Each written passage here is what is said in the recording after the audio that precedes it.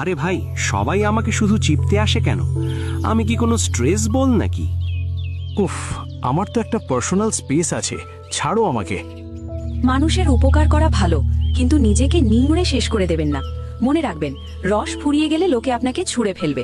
বাবা, তেল ভাই তো দেখি আমাকে দেখে খুশিতে ফুটছে। এত আদর, ব্যাপার কি?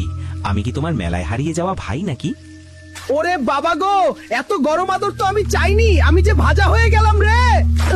হঠাৎ কেউ খুব বেশি খাতির করতে এলে সাবধান হন। এলের মতো এই অতি আদর আপনাকে ভাজা ভাজা করে নিজের স্বার্থ হাসিল করার ফাঁদ হতে পারে।